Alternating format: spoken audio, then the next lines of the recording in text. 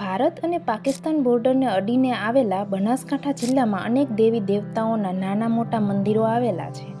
આ મંદિરો સાથે લોકોની આસ્થા જોડાયેલી છે. ત્યારે આજે અમે બનાસકાંઠામાં આસ્થાનું પ્રતીક ગણાતા અને સરહદી વિસ્તારમાં આવેલા એક મંદિર વિશે વાત કરવા જઈ રહ્યા છીએ. સરહદી વિસ્તારના વાવ તાલુકામાં પુંજા ભાંગરાની સિકોતેર માતાજીનું પૌરાણિક મંદિર આવેલું છે. અહીં દર્શને આવતા શ્રદ્ધાળુઓની મનોકામના માતાજી પૂર્ણ કરે છે એવી માન્યતા પ્રચલિત છે. બનાસકાંઠા જિલ્લાના સરહદી વિસ્તારમાં આવેલા સિકોતેર માતાના મંદિરનો ઇતિહાસ 200 વર્ષ પુરાણો છે. આજે અહીં નાના મંદિરમાંથી મોટું મંદિર બનાવવામાં આવ્યું છે, જેની સાથે લોકોને આસ્થા પણ વધી છે.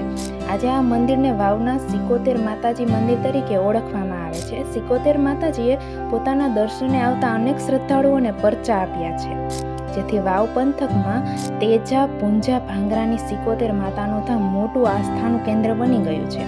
બનાસકાંઠામાં સરહદી વિસ્તાર ગણાતા વાવ ગામે વસવાટ કરતા ભાંગરા પરિવારના તેજો અને પુંજો બે વડીલો વર્ષો પહેલા આ વિસ્તારમાં દુષ્કાળ પડતા પોતાના માલઢોર ચરાવવા માટે પાટણ પંથકમાં આવેલા ચંદ્રુમાણા ગામે ગયા હતા, જ્યાં તેજા પુંજા ભાંગરાને સિકોતેર માતાજી પ્રસન્ન થયા હતા.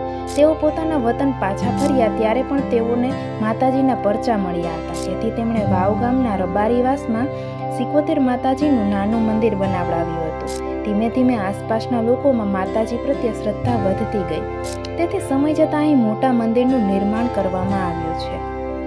સિકોતેર માતાના આ મંદિરમાં પૂજારી ઠાકરસિંહભાઈ ભગવાનજીભાઈ દેસાઈ માતાજીની પૂજા અર્ચના કરે છે.